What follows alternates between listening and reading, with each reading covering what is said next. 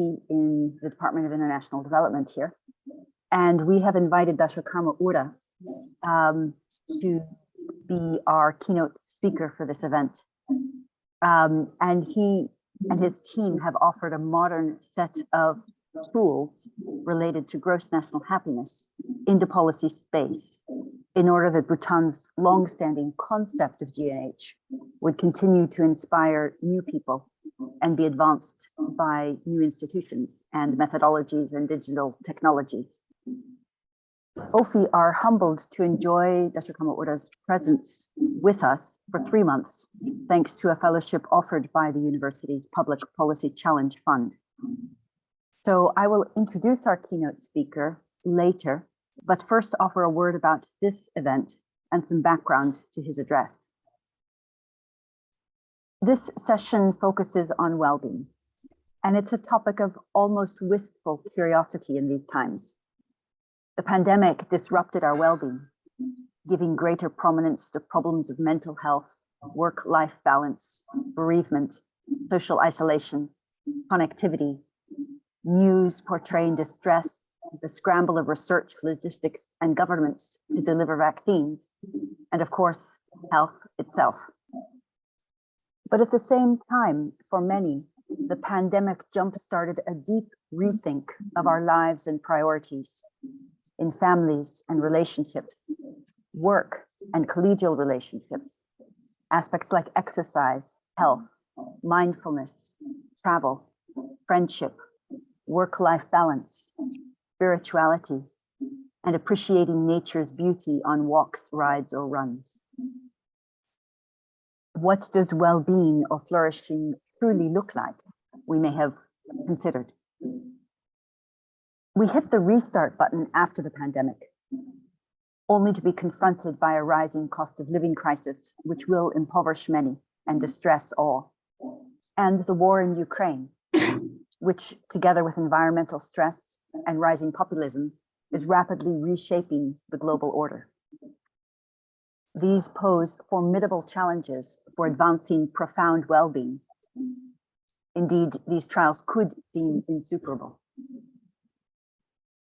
And for this reason, we are truly honored to host Dasho Karma Ura and showcase his work and that of others in Bhutan on singularly advancing a very modern, broad spectrum concept, measure, and policy tool of well-being or flourishing. The GNH tools he will present shape public policy, public debate, and even private sector engagement in Bhutan. And the focus today is gross national happiness. And I find that the careful, quiet, strategic, and groundbreaking studies he will present here for the first time will remind us that flourishing spans more than coinage or renown. Indeed, that some profound springs of joy are free in monetary terms and perhaps universally available, but that other sprigs of well-being could sprout and leaf out quickly if we but recognize their potential.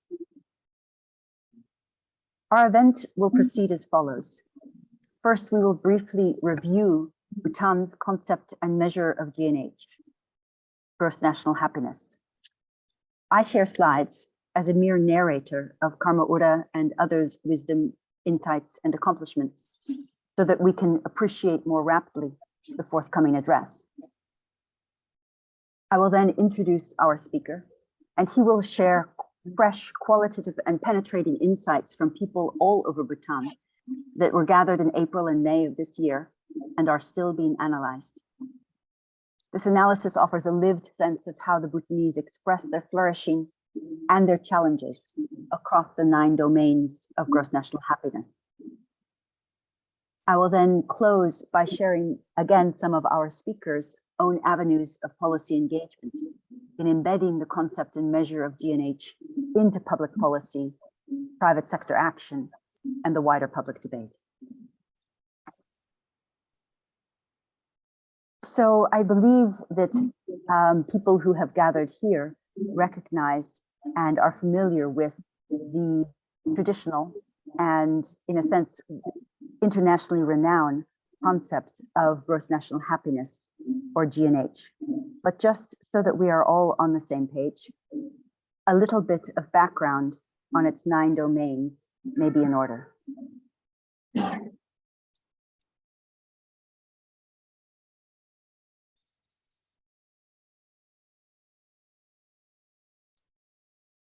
Already with the legal code that the founder of the nation, Jabdug,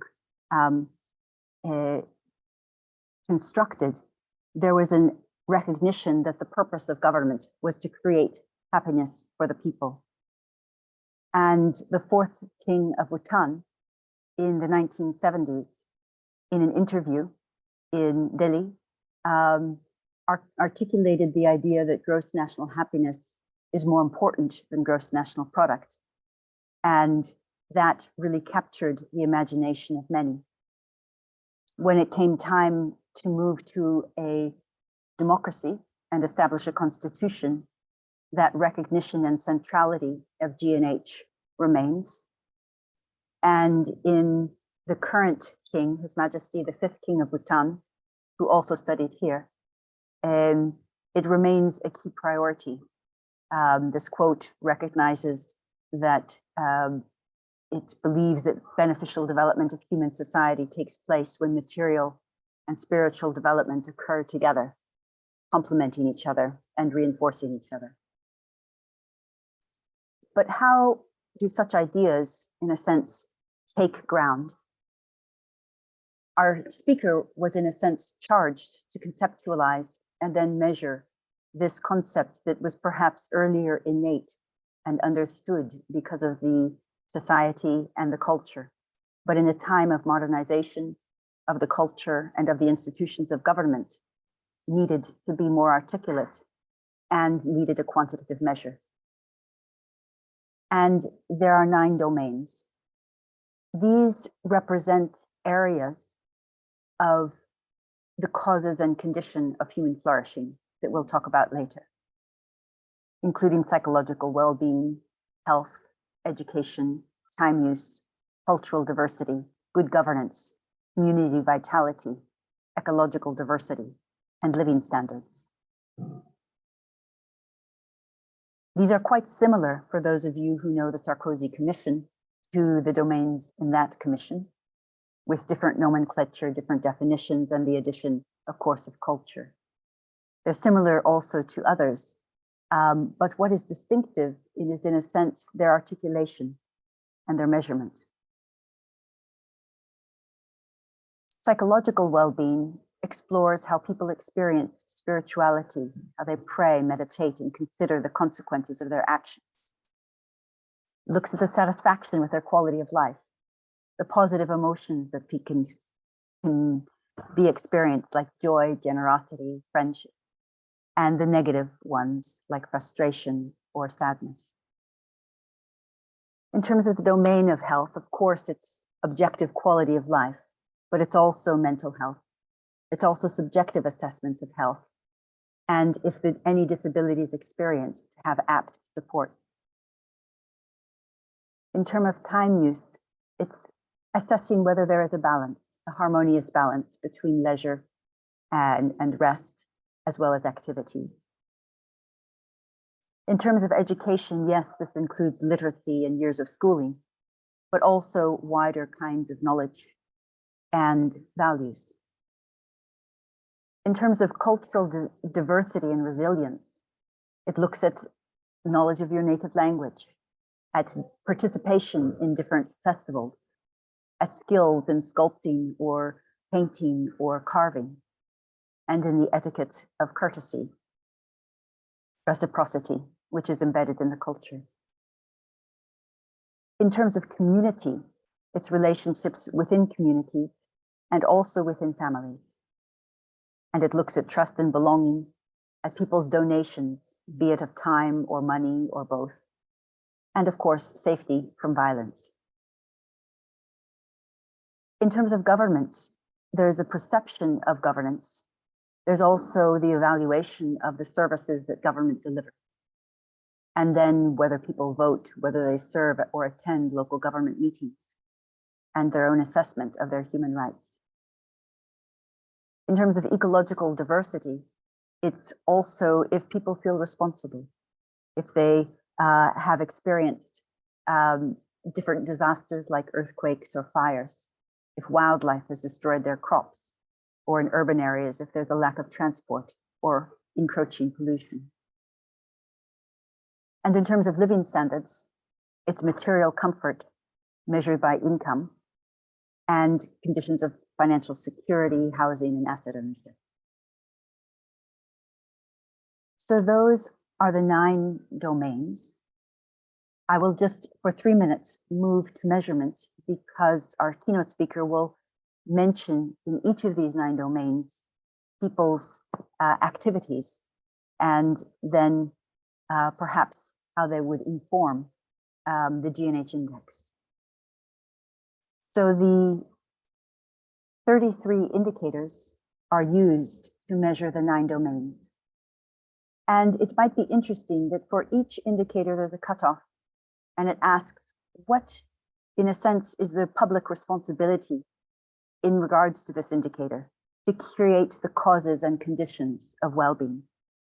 The last mile of well-being is each person's own responsibility, but governments, private sector groups, civil society groups can help to create the causes and conditions.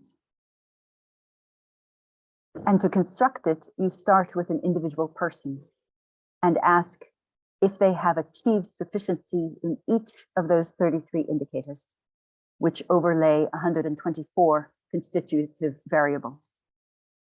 So for this woman, the white is she has not attained sufficiency, and in the colored boxes she has.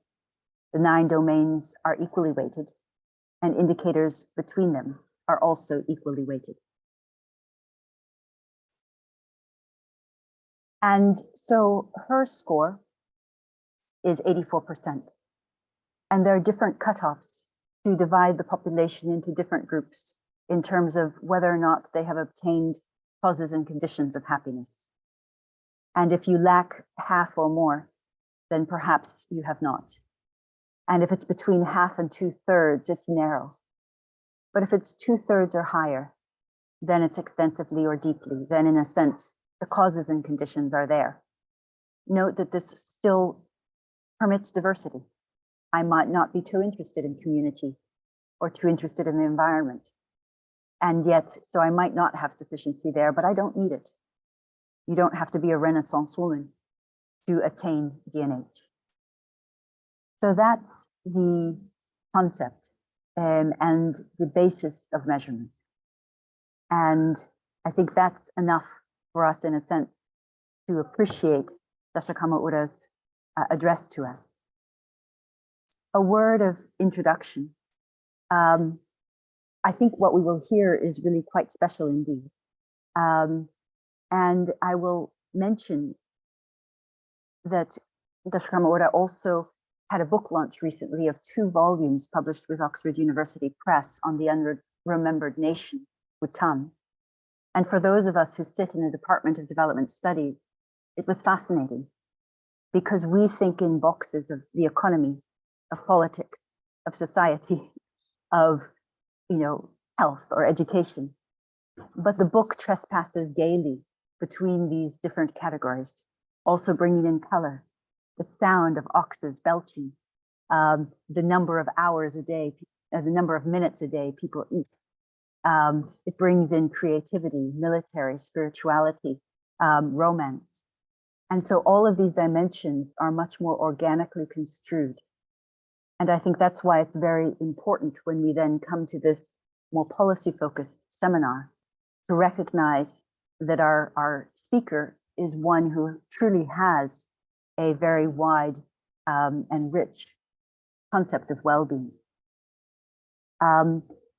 He read PPE in Magdalen College in the 1980s, and then went on to read an MPhil in economics in Edinburgh University and a PhD in Nagoya University in Japan. He also has worked in the Bhutanese Ministry of Planning for 12 years before becoming the founding director of the Center of Bhutan and GNH Studies. So this is a person very apt for the open showcase because of this in-depth policy experience that gave rise to research that itself addresses and articulates the implications of that research for policy. CBS opened in late 1990s, and at present it gathers over 100 researchers from all of the different 10 ministries of government under one roof. So it is a very interdisciplinary center, as you might imagine. Karma Ura was also the member of the drafting committee of Bhutan's first constitution, and has been awarded the Red Scarf, an ancient title of distinction, Dasho, by His Majesty the Fourth King of Bhutan for dedicated service to the country. In 2010, he was granted the honor of Druk Khorlo, the Wheel of the Dragon Kingdom, by His Majesty the King of Bhutan for contributions to literature and fine arts. And the paintings that you've seen on the slides indeed are his own.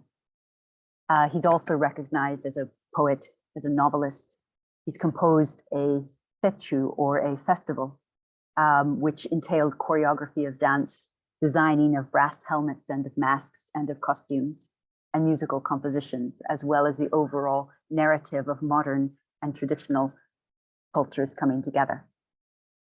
As a painter, he also has an extensive library, including Vajrayogini, a recent contribution to the British Museum, which is prominently exhibited there.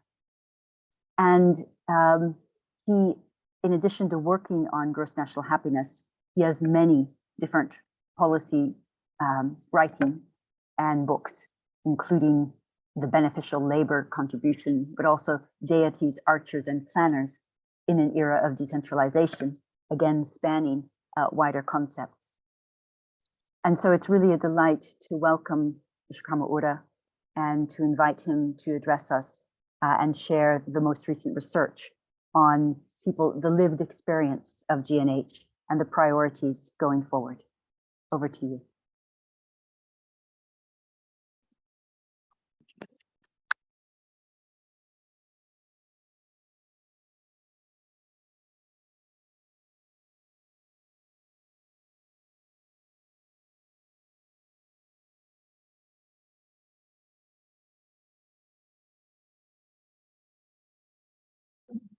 Thank you, Professor Sabina, and very grateful to enjoy this fellowship and also to participate in this network. I'm very privileged to be associated with this department, and in particular with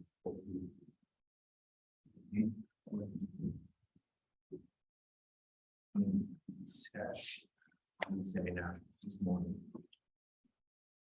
Can you hear me? Thank you so much for coming. Sabina, thank you for that introduction. And I think the presentation which Professor Sabina made gives really the overall approach to being in Bhutan. Our usual reports, as you know, are full of graphs and numbers. It's difficult for ordinary people to get inside. And in introducing the work towards policy, one of the major things I found in my own life, we have to know a lot of things in many areas. Instead of knowing a lot of things in one area. Policy making, I think such people are good cohesion for different groups in different departments. And in a way, GNH and the role we play is similar to that. But my presentation today is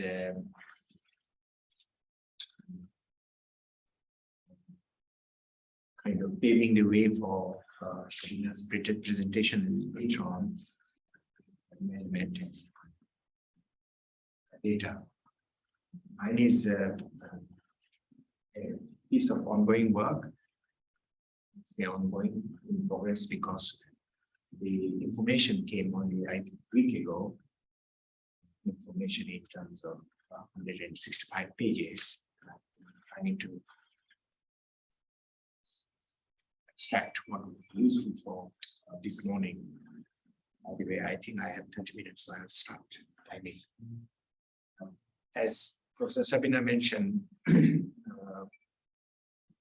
April and May, 35 researchers from the Center for Bhutan Studies fanned out across the country.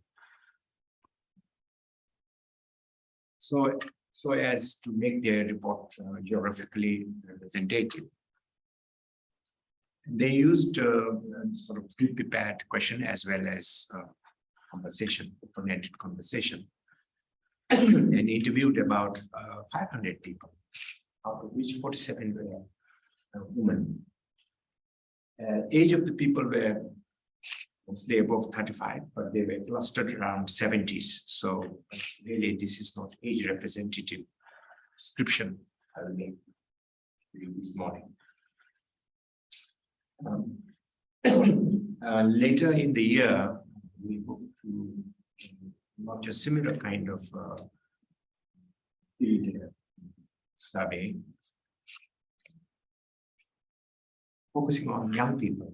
So we hope that we can consolidate picture in two endpoints of life. We also think that this is more sensitive. Old and very young. So during the last month, people were also, the researchers were also following their subjects, this 400 or so, for a month intermittently, while they were working, plowing, tilling, or doing other things. Because the schools in Bhutan were established in the 1960s, and because these subjects are 70 and above, most of them are 70s, they are illiterate. And some of them, it's not because they went to school. Some of them had access to school, but their parents liked or were fond of the children too much, and they did not encourage them to enroll. Just to begin with a little bit of light moment, the kids were taught how to fake in front of recruiting teachers, to play how to play dumb and how to play too sick, so that we could skip school enrollment. That was very usual in those days. And now a few of them regret that their parents loved too much. And it helped them relieve labor shortage in the house. The respondents were from a spectrum of their background: soldiers, farmers, householders, cattle herders, petty shopkeepers, monks, failed monks also, lay priests, weavers, local councillors. But it would be misleading to think that they had one single career. Majority of them, if you look at their profiles, had a variety of vocations in their life, which was opened by a diversifying economy and a bureaucracy. So people had multiple careers in their life. Just to give you an example, a 74-year-old Southern Bhutanese had gone from being a security guard in the 1960s to a postal messenger, to a county council clerk, then to a county council member, and finally in the 2001, finally in 2001, he ended up being the top dog in the council, the council chairman. So that sort of story is very typical in Bhutan, the asked old people. Our 1.5 people in survey was aimed at generating mini life stories, get a flavor of changes of perspective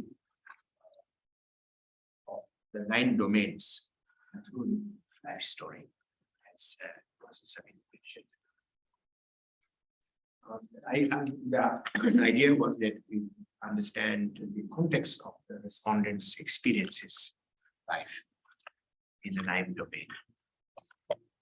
And we also expected some further information to be reached out from this to explain these 125 GNH variables, which is very often based on locating themselves on the Gard scale of 6 or 7 or 8.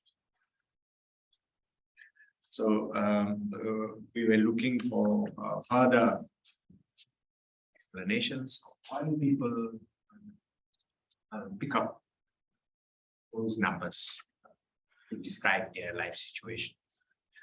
As you might know, one of the problems in subjective well-being measurement is rather simple, is the inability to explain why people choose number 5 or number 6 or number 8 when others think they should have scored slightly differently. But one advantage of this mini life story is because the story is being told from the point of view of a single experiencer of joy, happiness, sadness, etc. We could find little more about the relative importance of certain domains at certain points in life, how these domains interplay in their overall experiential unit. So overall, I think the idea was to sort of flesh out micro details, whereas we already have macro picture of the country, these numbers, deviations, means, medium, that's statistical figures, numbers. So I go straight to the domains. I would like to give you a flavor of what people are saying, what these 400 people are saying. But you already know the new context, as Professor Sabina explained. Let's hear from the people first on the ecology domain. I'd like to start here because it is the space which contains all of us. So, as you know, the country is highly forested, 72% or so. It's the only country where forest is expanding, but it's got its own side effects as ever. So it's not always on the point of view, not always positive. So for people, national forest is taken custody by the Department of Forest. Then they will have a lot of buffer forests around around settlements. You may or may not know, but belief in spirits who live in whose forest, special landforms, cliffs, etc., is still a very strong belief amongst the people. And it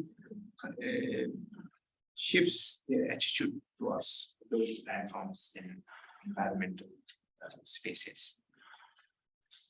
Prevents little encroachment also take place.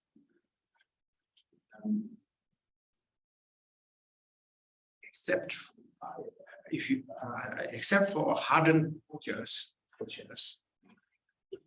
And except for non-Buddhist, fishing, hunting, etc. are voluntarily shunned. But even if you wish to do, it's legally extremely punishable. Because of the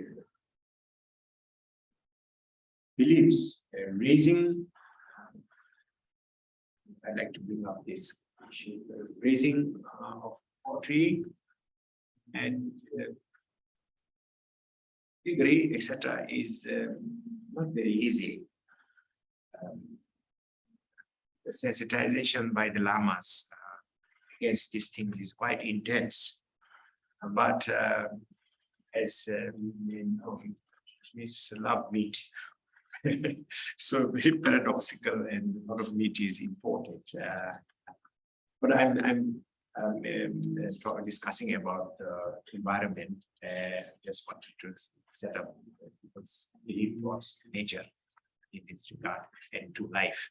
So if you are not keen to take up piggery and poultry, forget about thinking there is a major threat against wildlife in the country. The wildlife has begun to approach into crops, fields of people, and that is a major issue. Relieved a little bit by introduction of electrical fencing.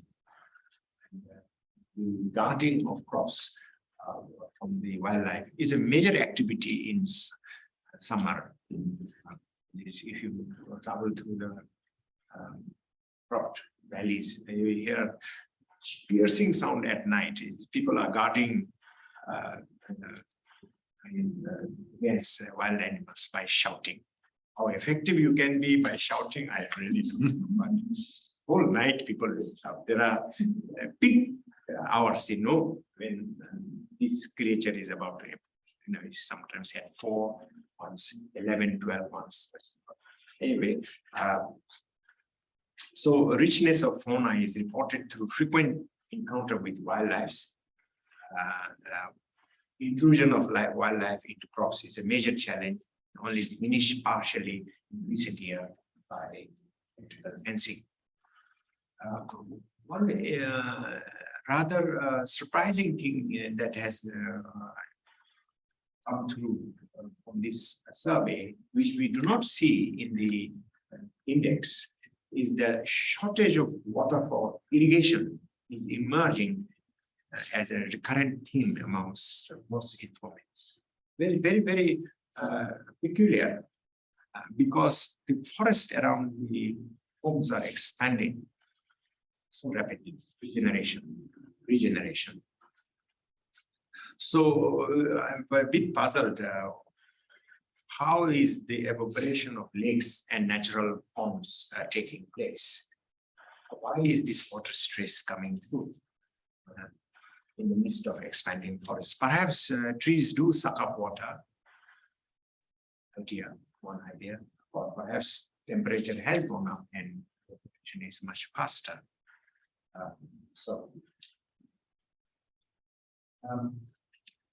Another interesting thing that is submerged in the overall environmental, high quality environment, that is not, that we are a bit oblivious in the indicator, is that impact of industrial emission has been felt in some particular location in the country on health, hygiene, vegetable cropping, and this happens to be on right on the border. Yes. It's reported that maize, wheat, betel nuts, orange, other fruits and vegetables increasingly withered under big clouds of dust from the industries both from Bhutan and India.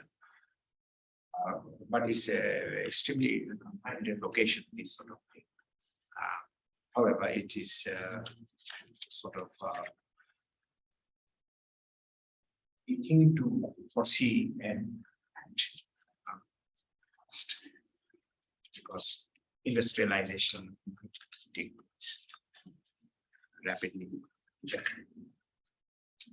So having just reported to you about environment, let me talk about psychological well-being.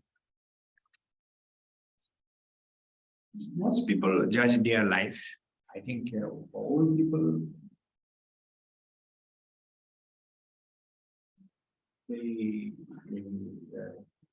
the retrospective judgment of lives is important. So how they judge their life, they judge it very as having lived a fulfilling life, but very hard, physically hard life, physical work. And in their old age, culture is influential in shaping their attitude towards end of life as well as their time use.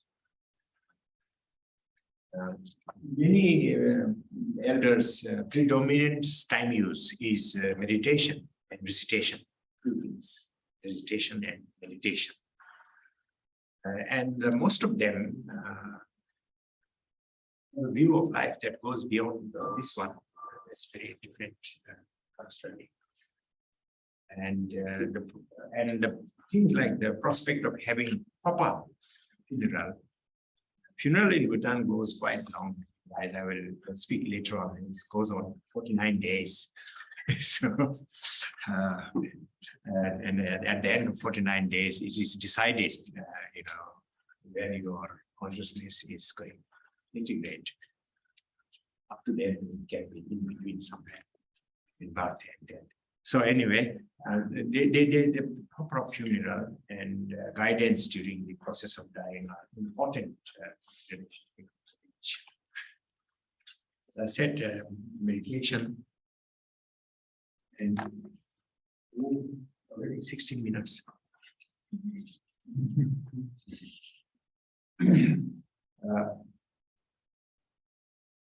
I also it is playing a role, in my opinion, emotional modulation of the old people. So emotion and old age is quite fragile, very fragile.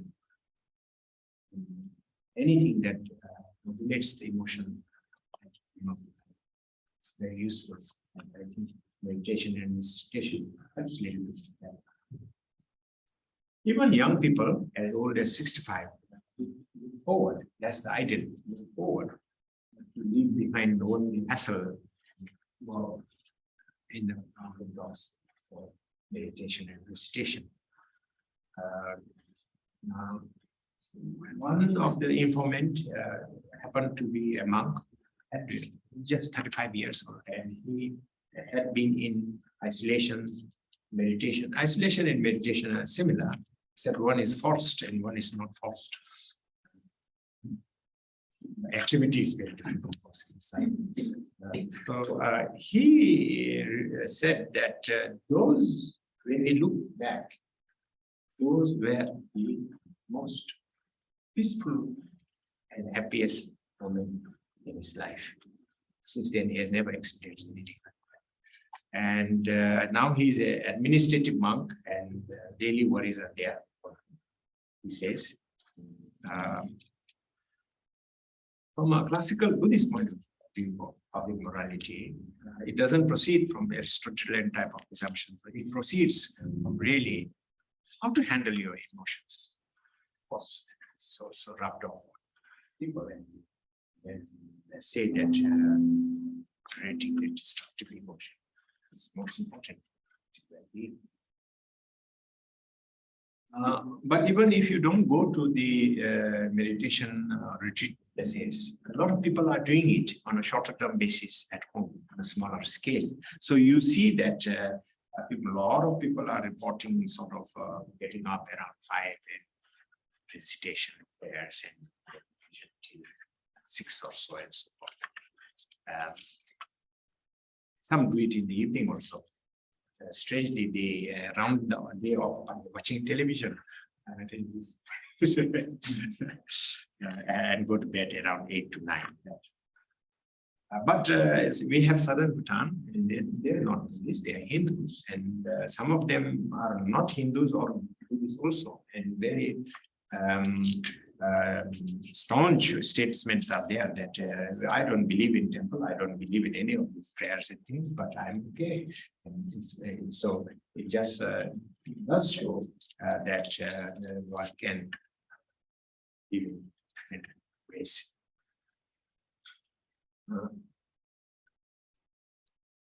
Health. Now coming to the health. Self-reports from these people. Health education, slightly lower quality in England. So all are free. All are free. And the expansion of modern health has been so rapid that all the herbal remedies to treat bone fractures, cough and cold, UTI, piles, etc., all have been displaced by modern method. Now there's a surge to develop indigenous once again. But health is a peculiar case, no? You can report you're well, but you actually don't know the build up inside in a negative direction.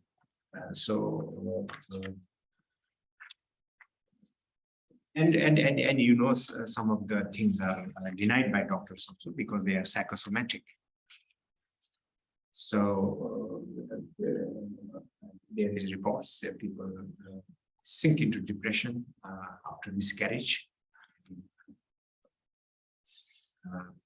And there is some mental illnesses, but the problem about mental illnesses and is attributed to mysterious work of local deities. Telling your homelessness. And some people believe that mental disorder is inflicted by local deities when they fail to. Of course, all mental illnesses are symptoms of breakdown in some relationship. See, well-being, rupture of relationship is sort of, we can say, issue of mental health, mostly issue of poverty. Community relationships don't work. But one of the big thing which come through this research, which we did not notice in the numbers, is that rapid decline in population growth rate is having big implications.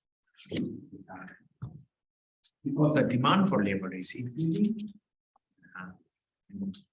wages are climbing up so rapidly.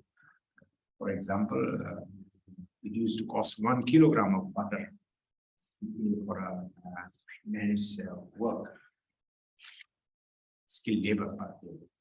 But now it's gone to 20 pounds a day for unskilled labor.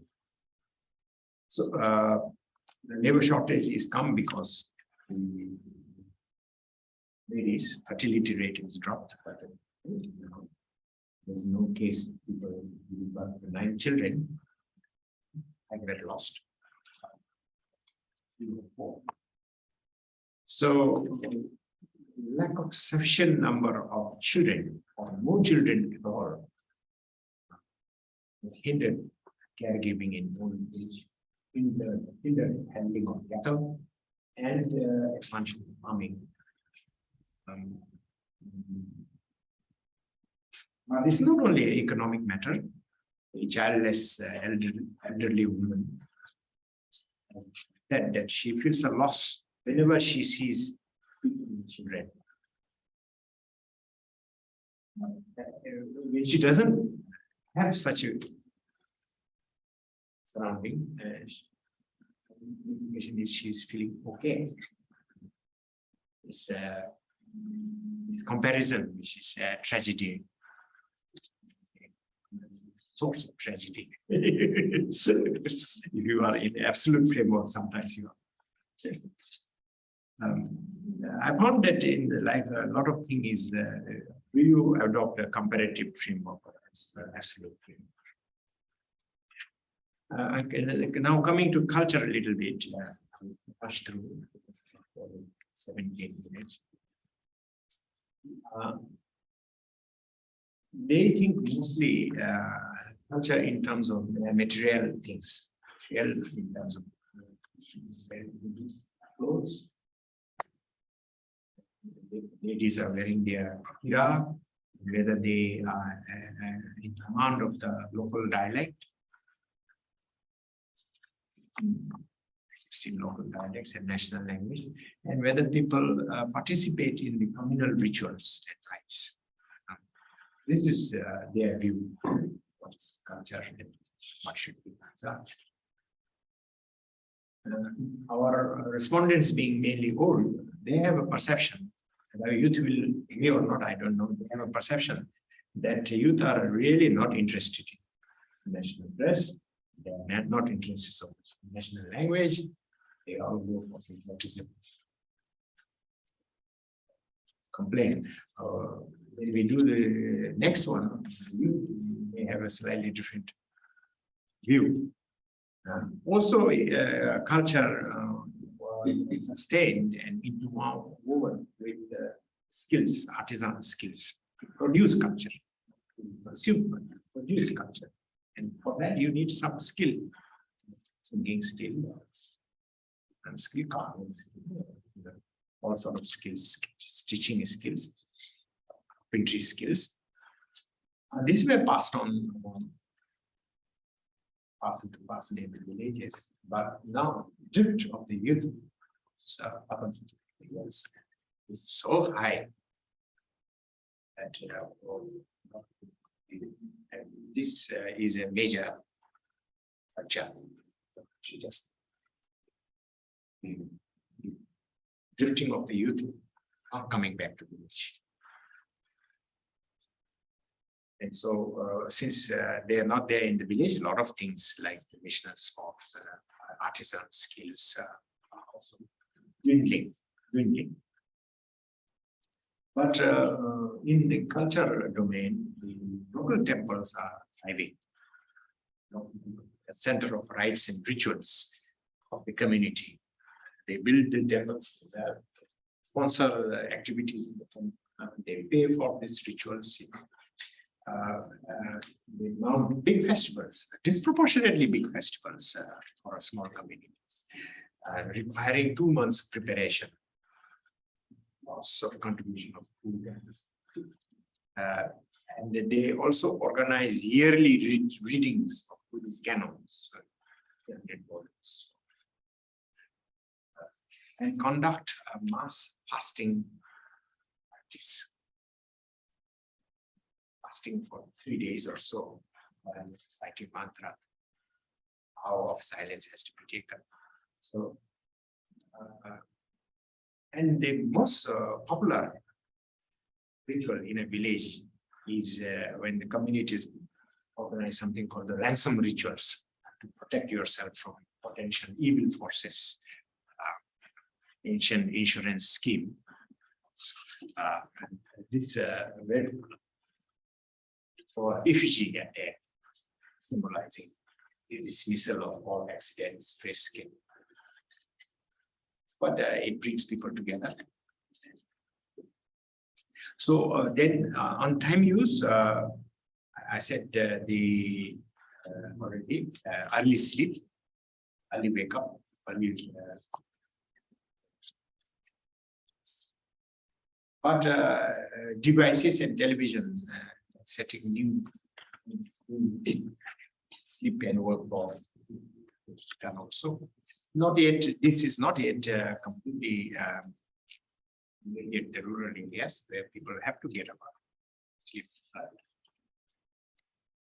So a general pattern of time use in Bhutan, the early morning offering, their recitations, cooking, feeding and tending livestock, preparing kids to be sent to school, tending fields, television watching, conversation. And if it is, of course, crop maturing season, you march to your field to shout against wild boars, deers, sambar. Your shouting has to be really lethal and terrifying.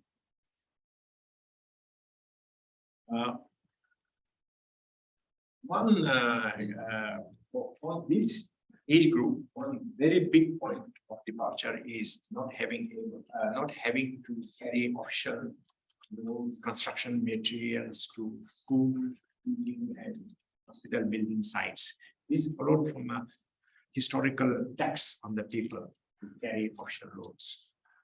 But in modern periods, when you build those things in remote areas, you have to do so. And now, because of the mob roads, people don't have to do that. So this has released a lot of time back to the people. But to enjoy old age, really the most important thing is care and support of children. And whose number is declining elsewhere, somewhere in Dubai, somewhere in Australia.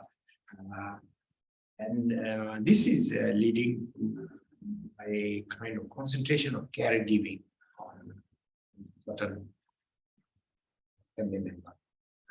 Huge time use now is appearing as caregiving. About 1 hour, 15 minutes. We know. So on education and education, the interesting view of old people, I may say, is fully relevant, but it's quite interesting. They think that the modern education makes people very competitive and concerned with being superior to others, whereas monastic education, they sort of far more concerned and come to monastic education. But now there is 100% enrollment and big competition for good schools. Literacy, those who have missed school still can go to non-formal education. You can become literate through that process. But very interesting that old people are saying that this was not very useful and not very valuable for things like reading the denomination of the currency. They don't seem to care about that. Someone made a strong statement that only because it helped us read pairs.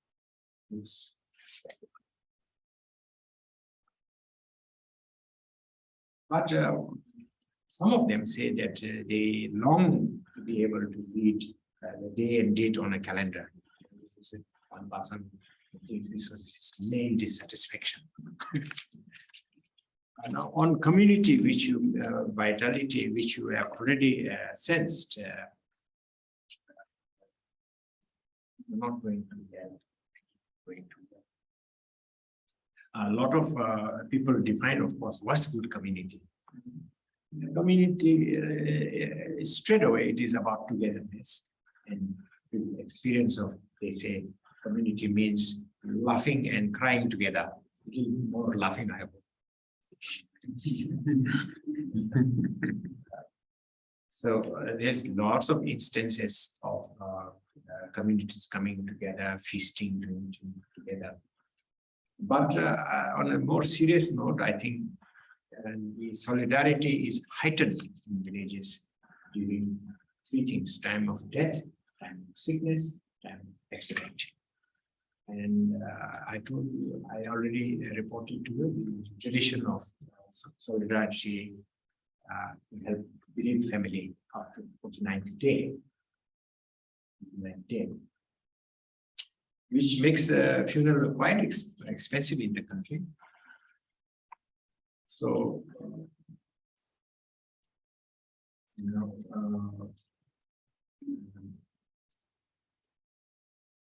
but the main problem, as you sense, is the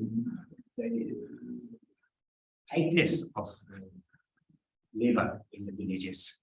So some of them have converted this in-kind contribution and in-kind presence to cash giving per household, something like 20 pounds per household will be given to the breeding family. From the people's point of view, another aspect of a good community is the availability of mediation to resolve disputes in the community. And this was also intimately tied to leadership.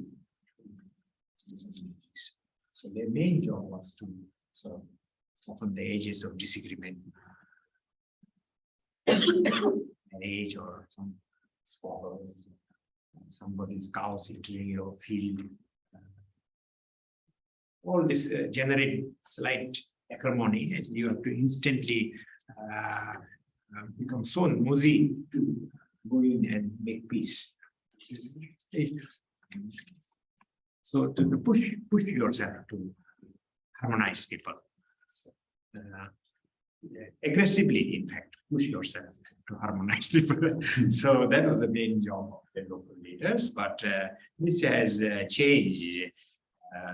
By law, it has changed a little bit, and we are trying to reverse that again. But there is a sense of decline in bonds and interdependence in the villages. It's proving very difficult to policy making. For policymakers, how to restore this? How to restore this?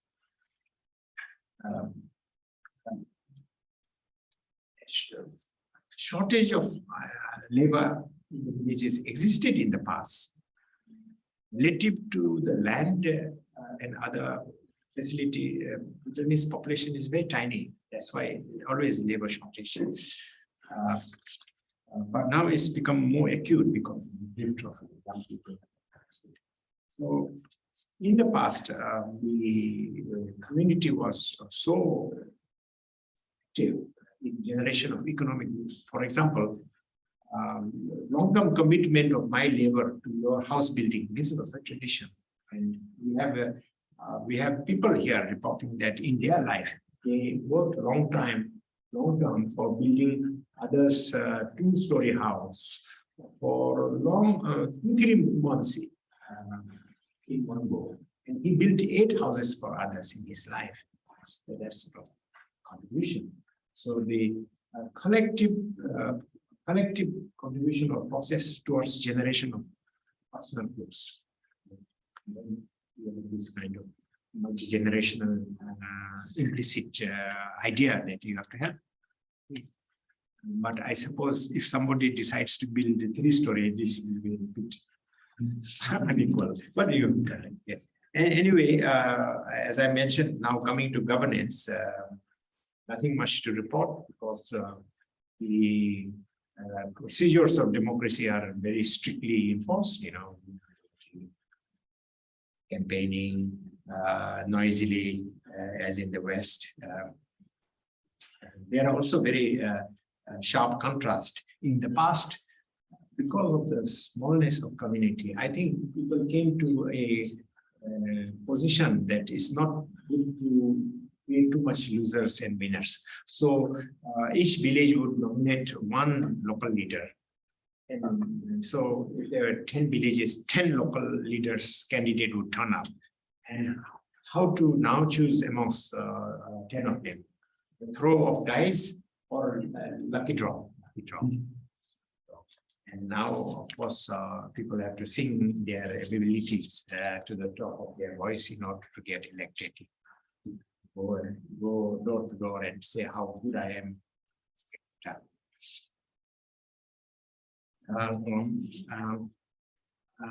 But this kind of democracy in terms of election has been introduced since 2008. Before that, we relied on other methods of elections, including appointment. This lottery draw is a big thing in traditional Bhutan. Used to be a big thing in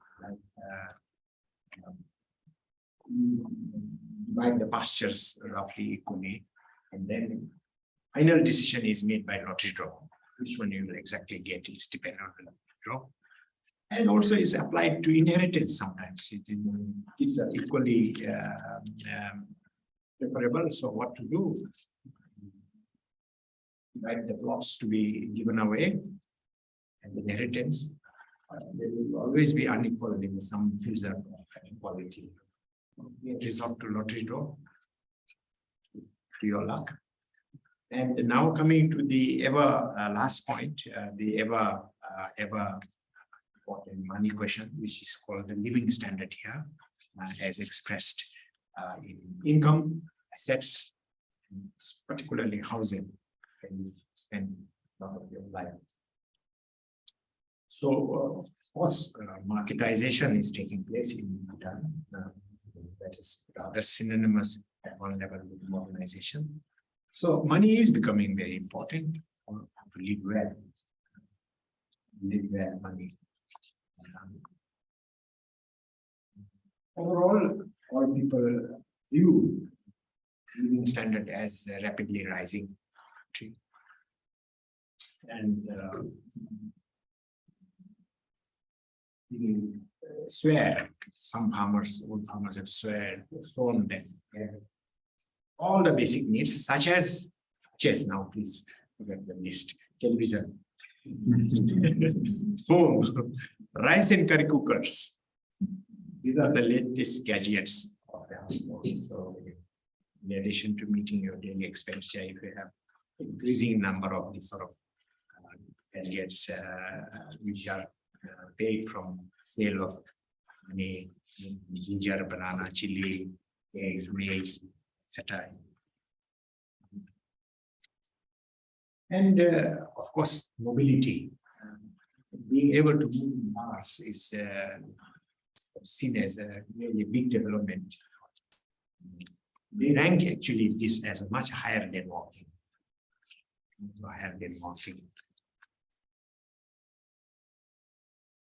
But land cattle holding, housing is not a big issue in this country. Land also not a major issue because it's not land, but utilization of land because the labor is short.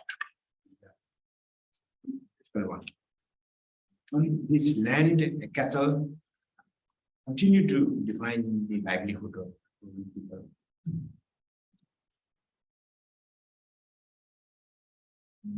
And in farming, I already mentioned about the wildlife as a slightly conflicting.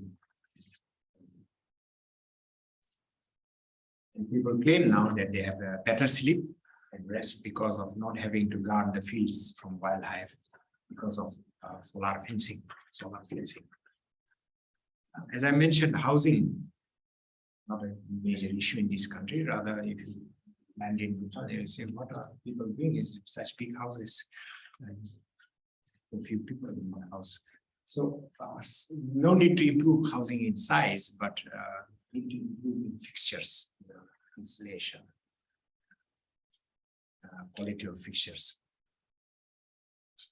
But as the practice of communal building houses become weaker, that will also become expensive to build a house. Expensive. Today, housing, as I said, is not so costly.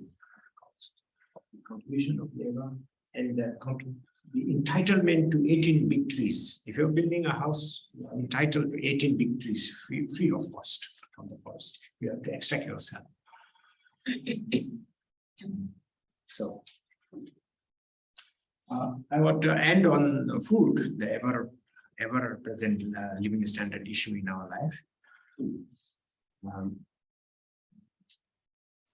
This is shifting from buckwheat and millet and maize flour to rice.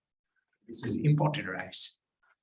And I found it quite strange reading through all these transcripts of the interviews that several people claim being able to afford and eat rice is well-being. Now, she's saying that this lady says, or several ladies are saying, the health irony of this diet change is mentioned by a woman who said that even when she can afford rice, now the health officials are telling me to eat 4 base meals.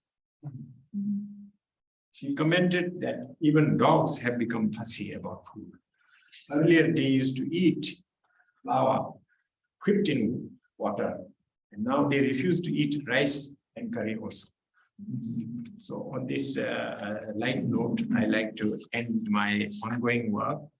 This was not the only one. The major part of our work here was investigating the Buddhist canon in 3 volumes with regard to Buddha's view of being and happiness. It's a great privilege for me to share this humble piece of work. Thank you.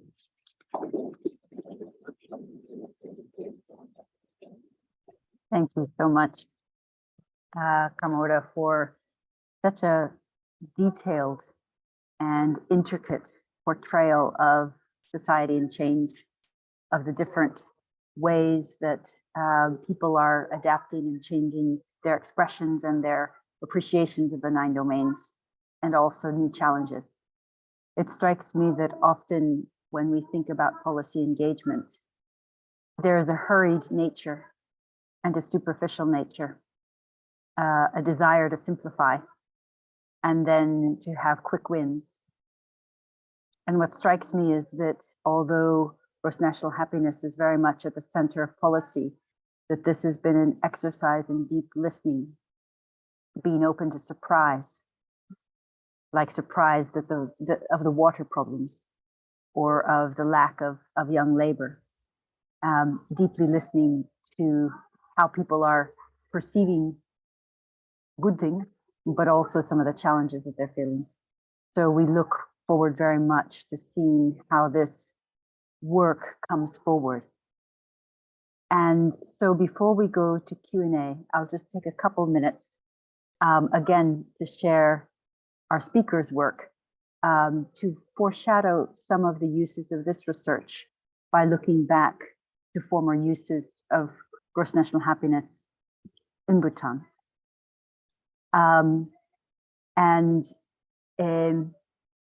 First of all, recognize that the measurement is, yes, a number. It's a national statistic, which has certain measurement properties.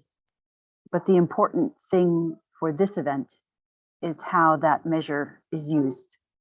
And there are primarily 3 different main uses that I will briefly share, of slides not my own.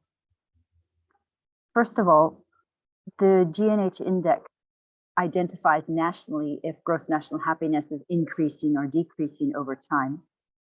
For example, between 2010 and 2015, we can see a statistically significant increase in happiness. But at the same time, it shows in which indicators and domains there is an increase in people's attainments and where have there been shortfalls. For example, in community relationships or in psychological well-being, the stresses, for example, of wildlife or the changes of customs. And so one of the uses of the GNH index has been very much budget allocation.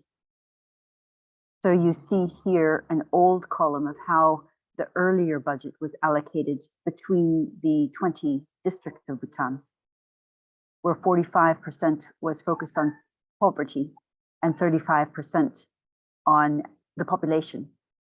But happily, Bhutan has had a very strong reduction of poverty. Therefore, the allocation has changed to look at some of the core elements of GNH, like health, living standards, education, water supply, livestock. But also at the bottom, you will see that 10% of the budget is reserved to address aspects of GNH that might be of particular importance in that Dzongkak. So using a well-being index, incorporating it in budget allocation is one of the policy uses. A second use has been to screen policies of the government.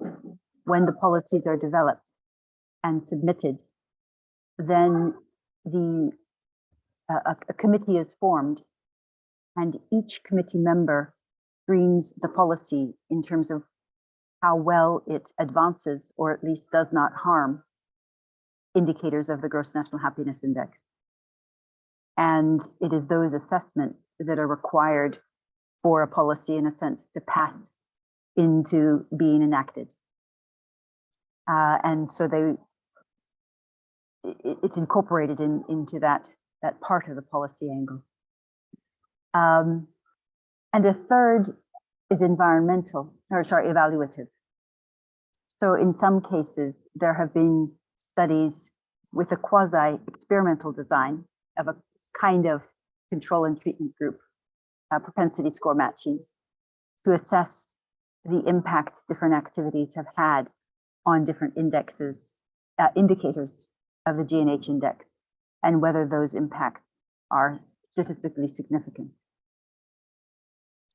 And the final work that one would want to profile, and I won't have time to share it all, I'd like to save time for Q&A. So any questions can be directed to Dr. Ura. But it is a GNH certification for businesses. So if a business wishes to assess whether its own activities are coherent and consonant with gross national happiness, it applies to CBS. And then there's an action plan. There's evidence that's gathered on different indicators, each according to the 9 domains. And then the businesses are assessed. And these include their own environmental footprint, their policies and remuneration and conditions of their workers, the extent to which their products are socially constructive, and many other features. So it's an interesting way of inviting the private sector to think much broader than ESG about the ways their own work as an entity, a firm of people, and then as a productive unit in the economy and in the society can facilitate well-being. So with that, I think that it really remains for us to open this exchange. You've been very patient as an audience, and we'd like to take some questions. I cannot see the room, and so I'm afraid I must rely on others to manage the questions.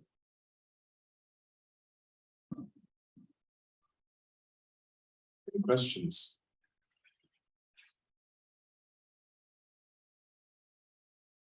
I have a few. Scott?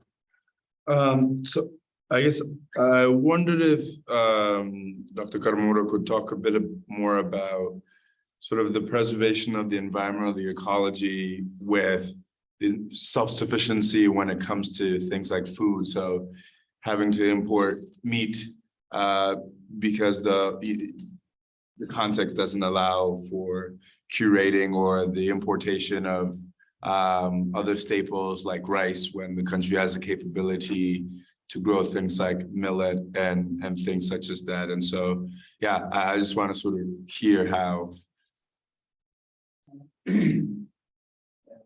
Yes, this performance of the food sector has been very puzzling in the country.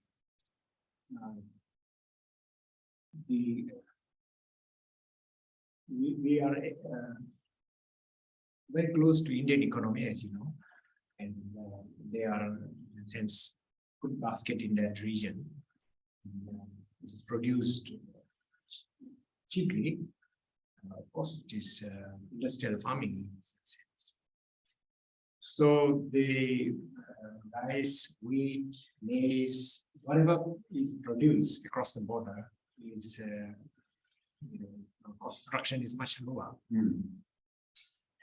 Combined with that is a free trade agreement with India, so we can throw in liberally, and that's the side of the free market. Now you're looking at the farm sector in Bhutan. As I mentioned, the cost of input cost is rising, which the labor cost is the highest. It's jumping up. So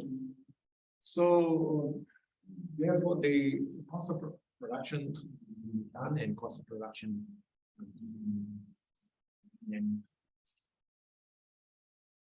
food produced in Bhutan and food produced on the border is quite significant.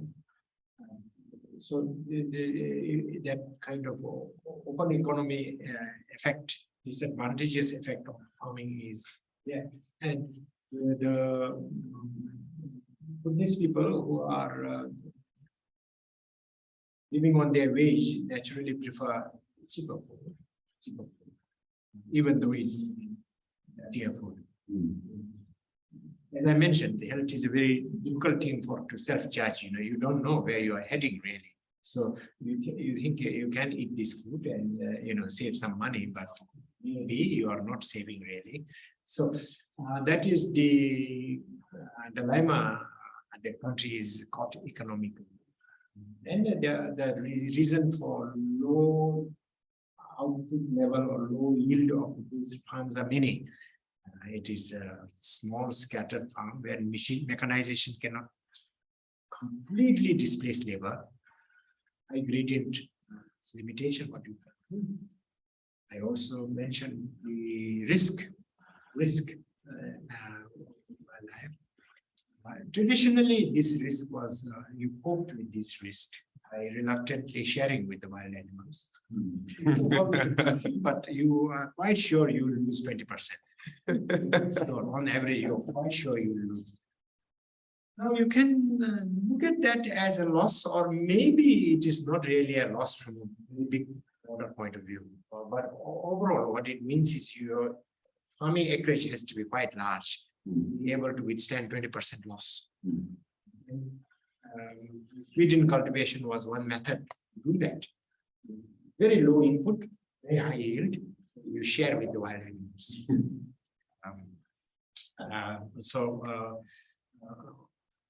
On a larger note, the food import is 1/3 of the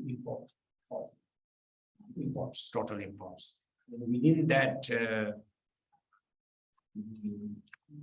protein, expensive cereal component next.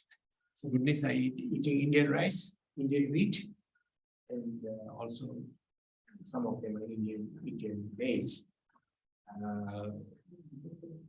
For policy, I think if you want to lift the people, this farming group needs to be carefully cultivated. The policy over there needs to be very carefully cultivated because their living standard has to rise.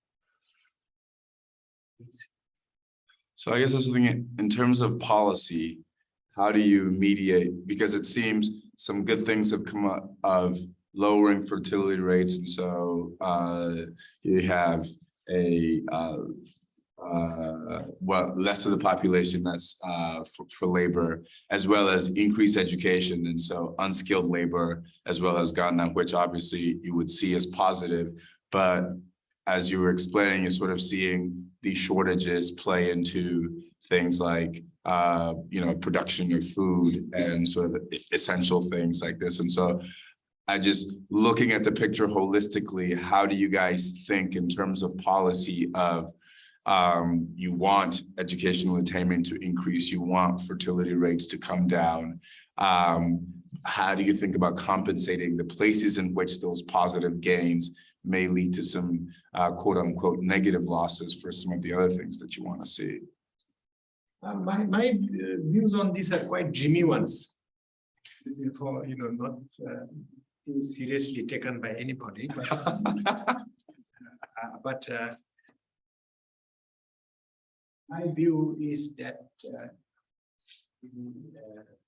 rural life is viable, any viable. That's my fundamental view. But the scheme has to be quite different. I don't think you can have a linear career.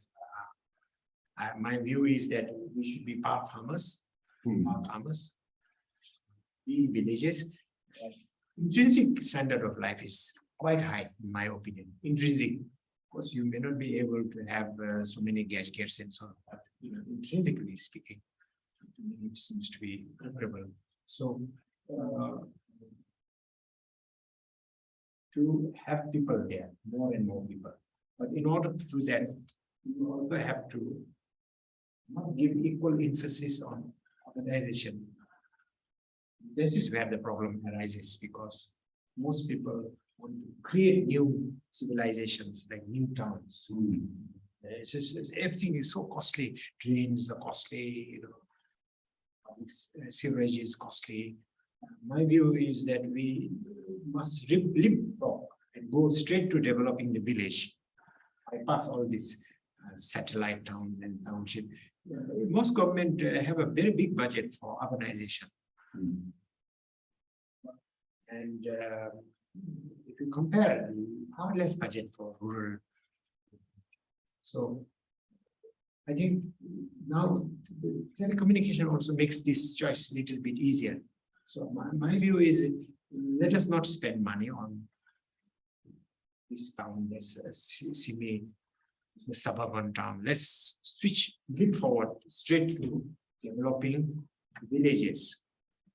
And that will cost less money, people will go there, and communication is there, and you become part researcher, working from home, part farmer, musician, part dancer, and that was the traditional man. He was good at dancing, farming, husbandry, stitching, weaving, so on and so forth.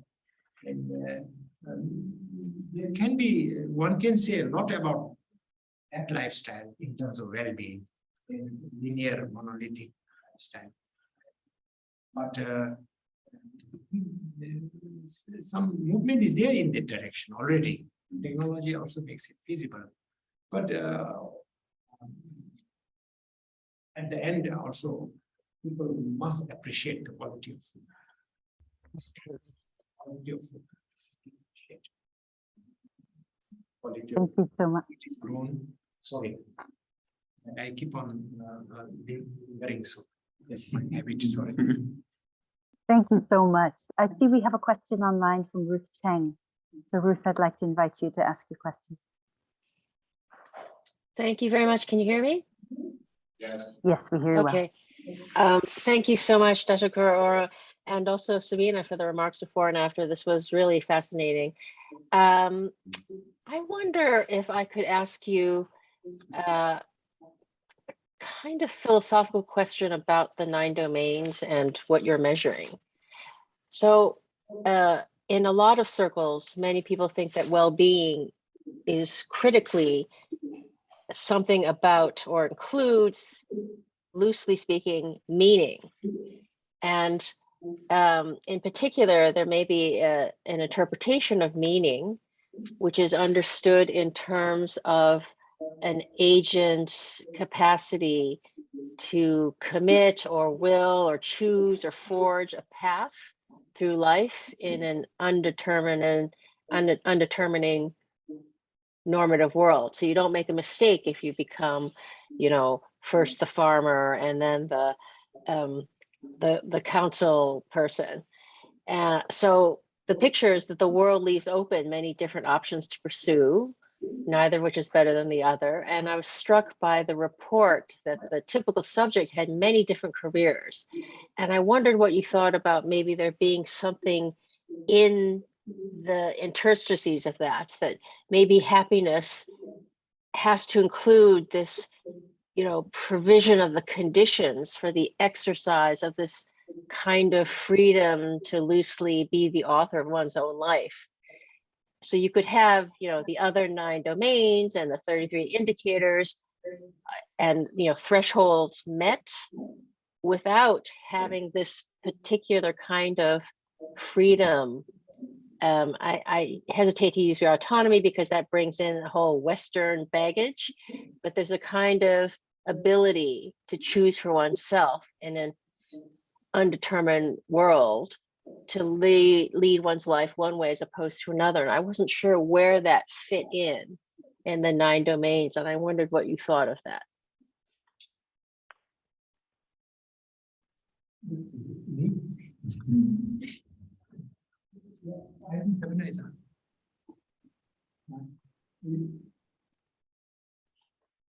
I didn't know that there were beings outside this room. So, Ruth, thank you very much. Thank you very much. I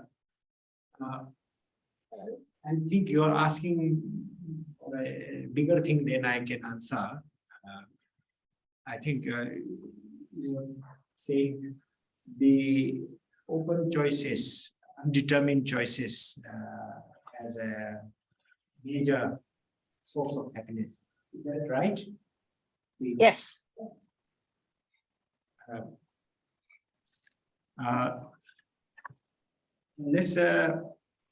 I think this is partly an economic question within the country. I suppose within the country, Bhutan, I'm talking, say, freedom to work, freedom to earn in a different way.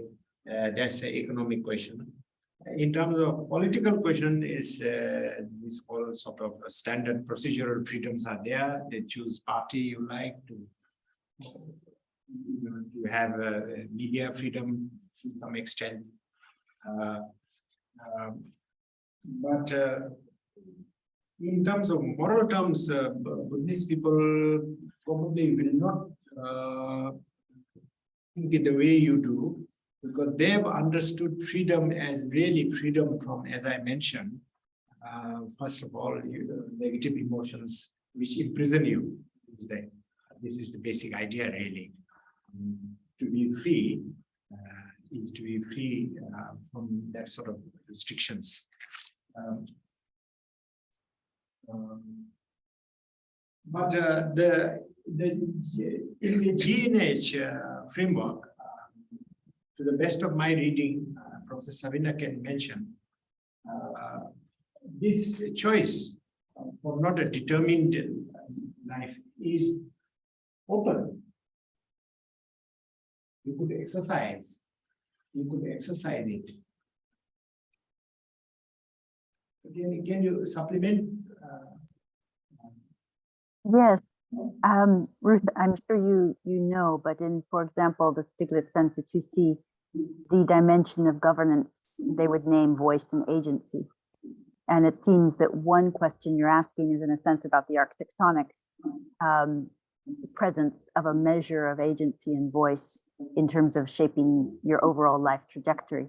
And that question itself is not in the GNH index, although there are questions about participation in formal democratic procedures like village meetings, Trumdu, etc.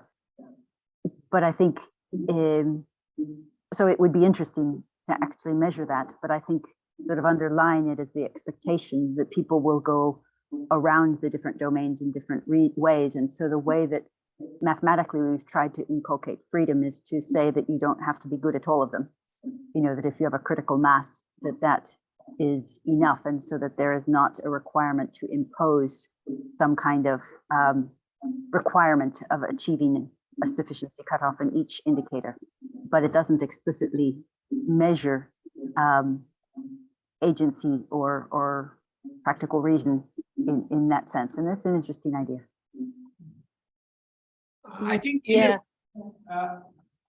In my opinion, anyway, it is a institutionally constrained how you can manifest the point you are making.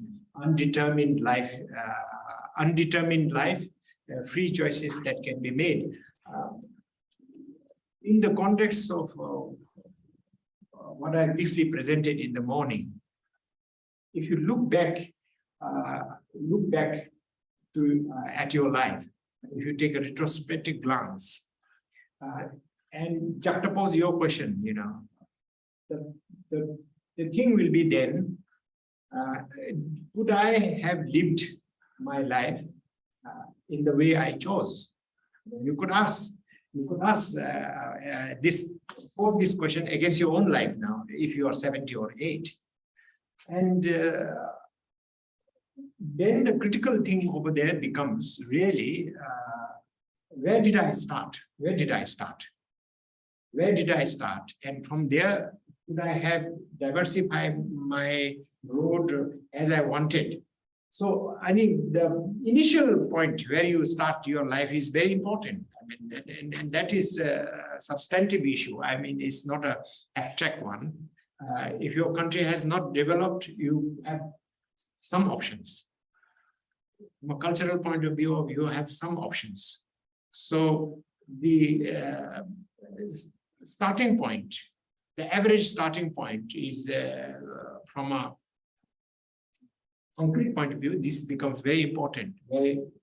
Of course, now you have many menu for life, many menu for life going towards the future. In the past, you also had menu, but they were highly colored and certain types. So for me, I think the question of starting point, where you begin, when you exercise this sort of thing, quite important. But I don't think I made any sense to you, Ruth. No, absolutely. But may I just come in Yes, and at say least. one last thing? Okay, so I think you're absolutely right. Where you start is very important. And that can be generalized into the conditions and the environment into which you're born. And, you know, one of your measures says, well, you know, governance is something important. So what kind of participation can you have in setting up the environment in which you live? And that's all very important. But there's a kind of way of thinking about the GNH, which sees the 9 domains and the, you know, factors and so on as setting up just one part of what makes for a meaningful or a good life, which is you might call it the choice architecture. Let's make sure the choice architecture is as good as it can be.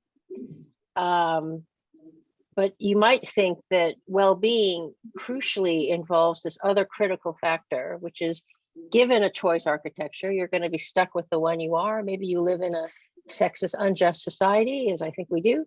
But there's this further element of well-being that is absolutely critical, and that is this, you know, not being led by the nose by your choice architecture. So if you're constantly trying to survive from day to day, there isn't much freedom to choose one life path as opposed to another, because your choice architecture, your environment requires you to choose this over that, working over not working, you know, et cetera, to make ends meet. But you might think that what sort of the deepest thing about a good life is one in which that's all taken care of. The choice architecture is sufficiently good enough so that one gets this other thing, which is this freedom to forge one's own path through life, where there's not a mistake, right? Where you actually have a choice between being a council, being the chair of the council, and starting your own business, where neither is a mistake.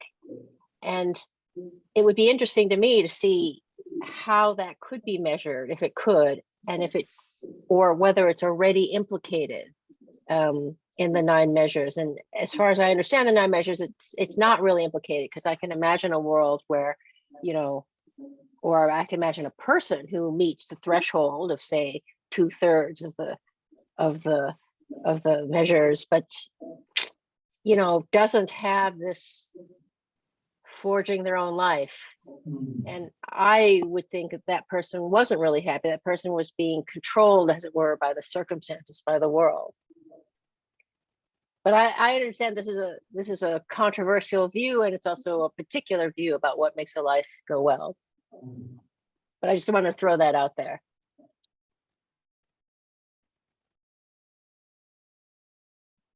Maybe before Karma Ura gives the final word, just a quick note that I've worked a bit on trying to measure empowerment, and the empirical findings that it's domain specific. So I can be empowered as a wife and mother, disempowered as a political citizen, empowered in the religious sphere, disempowered in the workspace.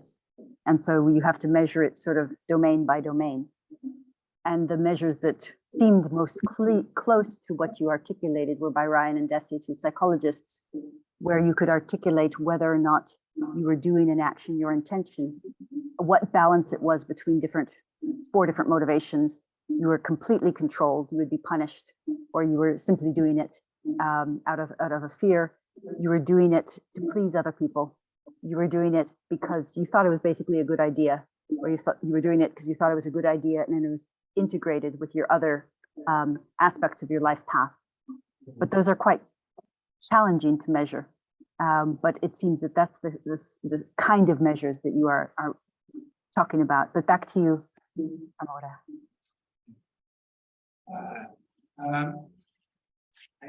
I do not have very clear ideas on this, I must say. Some of the things which Ruth is mentioning seems to me a bit sort of coming closer to hope rather than choice. In my language, I use context, not choice so much. I use context because the real context is the one where we make some decisive change, which is choice. Now I want to change. I want to change. So the context in my language, but choice in your words. But I think also choice must be distinguished a little bit from hope. Sometimes we like to hope and wish for many, many things, but only a few things are operational. Really. And when we make a decision also, in one way, it's a highly interdependent. We are not making any decision alone, it seems. Highly interdependent. And my main point I want to say is that looking at one's own life, moment of choice are very rare, really. Moment of choice are very rare. We make few choices in life, and then after that, it is only commitment, only commitment. Choice really disappears after that point, really. And then commitment, stickability, abiding, standing by what you have thought becomes. By the way, the career option of that man and many others like him, to me, for myself, from the point of view of happiness, is not a significant point, in my opinion. It is what it has done for his well-being, rather than what he has become in the bureaucracy. Also, that's very important. So in itself, that kind of progression, not so important from my point of view, but how that progression has registered on well-being, his personal happiness, open-ended one, really we don't know about it. He thinks it is a very big progress. I stop here. A very confused answer to you, Ruth. No, thank you very much. That was very insightful and enlightening. Thank you both. Thank you so much. I know we're a little bit over time, but I just wanted to ask, are there any other questions either in the room or online? I cannot see you online unless you raise your hand. And so if there are any other, I'll just offer one more moment. There are two questions in the room. Okay. Maybe could we take them both together, perhaps? Yes, sure. Thank you very much for the presentations. I have a question about, you've talked about the drift of young people, and I'm interested in the mobility or migration of the young people in Bhutan. For example, from where to where and the youth, and also the rationales behind their migration choices. Because we've seen a lot of like globalization or urbanization in a lot of the major developing countries, and there's a lot of flow of migration of young people. So I'm wondering how that might be similar or different in the Bhutan context. Yeah, thank you. And then my question was on the happiness gradient. I was hoping you could expand a little on how the boundaries for those categories are derived. The 50% is unhappy, 50 to 65% narrow happy, etc. So Sabine, would you like to take the last one? Sure. Is that Pascal? So on the last one, when the happiness gradient was set, naturally you looked at all of the possible cutoffs, and then you looked at slight changes in the slope of the lines to find populations that statistically hung together in that particular year in that particular survey. And so that's published in the 2012 report, the statistical basis. And then in terms of legibility, it's easy to understand half to 2/3, and then 77 is an interesting number. And so that was the third cutoff. And it also, of course, delineates statistically significant segments of the population. Although the 2022 GNH survey is in the field and still will be coming out soon, so we don't know what that will look like. But in all of these, I think the principle is when a decision is made to have the statistical tests accompany the normative assessments. And there was field work, which colleagues at CBS did, of course, at that time, focus group discussions, people articulating not only what their lives were, but whether or not and how flourishing they were. And so that was also used to cross-check and triangulate the quantitative side. But then when those are fixed, then they are run for some time so that it can be compared across time. Back to you.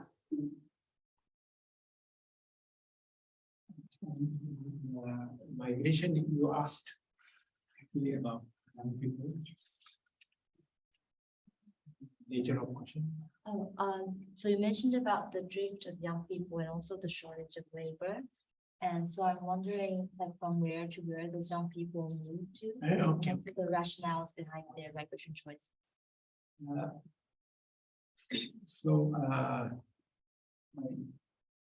They're going to broadly two places. One is from rural areas to towns. Most of them are in southern border and western Bhutan. So it's coming out sort of rest of hinterland Bhutan. These two areas in Bhutan. The second one is outside Bhutan. So outside Bhutan, India, and new trend is Australia. These are very qualified people out of the country. Australia.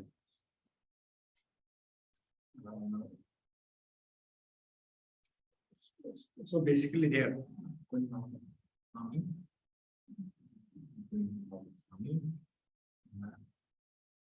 At the moment, the dream is go out a little bit, build a house in urban areas, and eat the rent.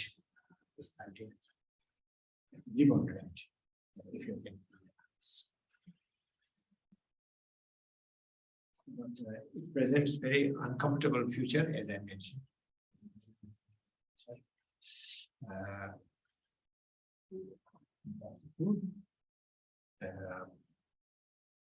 Unviable culture. So not very easy to tackle. Are you going to tackle the education curriculum? All sort of ideas are there, ideas that we have to introduce farming model in the schools. This is one idea which is hotly pursued in the country.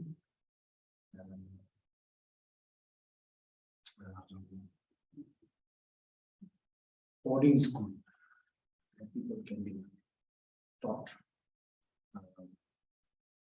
things in a controlled environment is another idea. Boarding schools are there, but they are not throughout the country.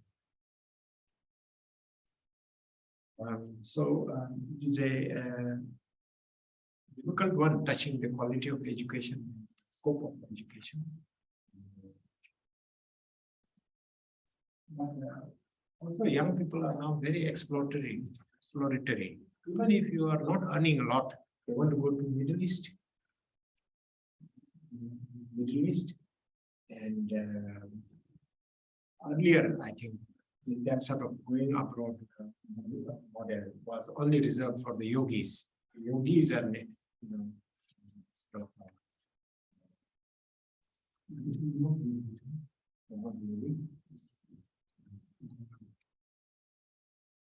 these are wandering weekends, religious figures. They are not supposed to be attached to the house. They are supposed to be attached to the big house. The big house was the wilderness in the foreign country. So you go home and never get attached to a place. But, now the modern young ones are also yogis, modern yogis. So, but I think the rethinking investment in a new way is possible. In my opinion, that's if you have restricted budget, you tackle the village one by one. I'm in favor of that. Tackle one by one because there is already asset. What extra you do to attract young people? Start from that's my opinion, really. Big towns, very different evidence. Some say that big towns conserve energy. Some say it is more carbon intensive. Well, we can design villages to be better than villages. So, as far as well-being, I have really no doubt that on the long term, it is more sustainable in the villages. Okay, so There's one more burning question. If there's time, yeah. I was just curious to understand how the 9 dimensions of the GNH were agreed upon and how was it decided that they were going to be measured like you presented? So seminar can add. For a long time, we had this so-called four pillars, which were sort of loose concepts applied to projects, programs, intuitively, not in a numerical way. And we expanded that to 9 areas because culture, environment, living, economic, cultural, environmental, good environments, etc. So we then, one was called sustainable development. We thought a little more about it. So sustainable development is not on its own distinct from any of these things. So we needed to clarify this later on. And we had discussions 2002 onwards till 2006. Think about this and the conceptual framework. And also, it was pushed by the government. 2007, we received instruction from the government to develop a measurement system. And till 2010 or so, when was it? 2000, I forget completely. I devised a slightly different measurement. Even forget the name, is coefficient or something, I called it. And then serendipitously we met Sabina, and we switched to our irrigation method as better for policy making, better, more sensitive. So we can add this.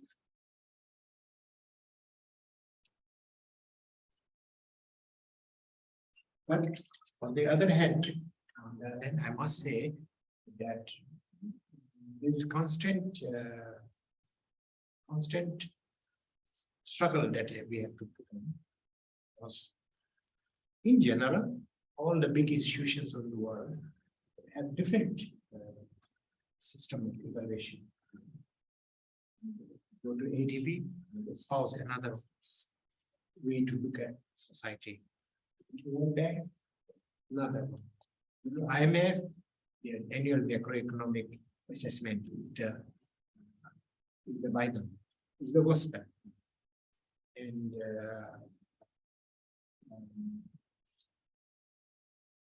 of course,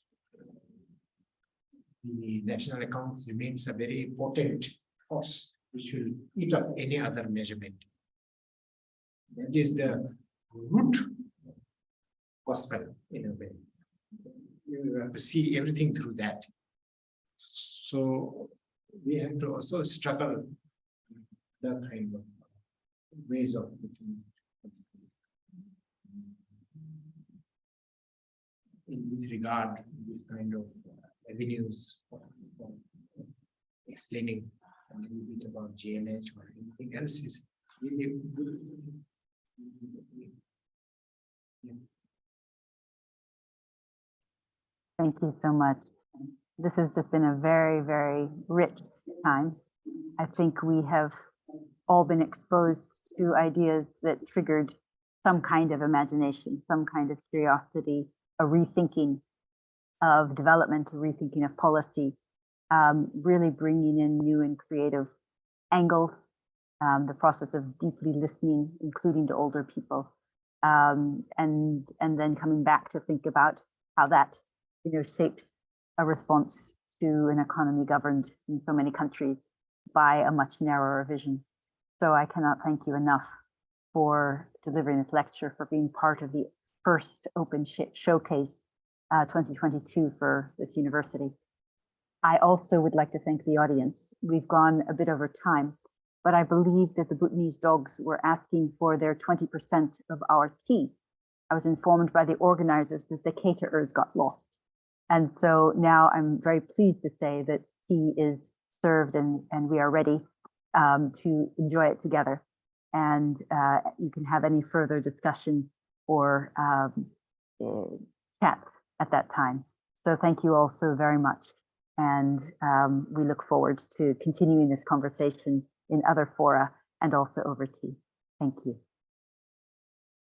And I should say thank you to those in Open Showcase who supported this event, who have given us funding for it, given it profile, but also thank you to Taranya, to Anna, and to Marit for organizing it from the side of OFI. And our last and most heartfelt thanks to our distinguished speaker, Dasho Karma Ura. Thank you so much. This is cloud. Yes, as about it should disappear.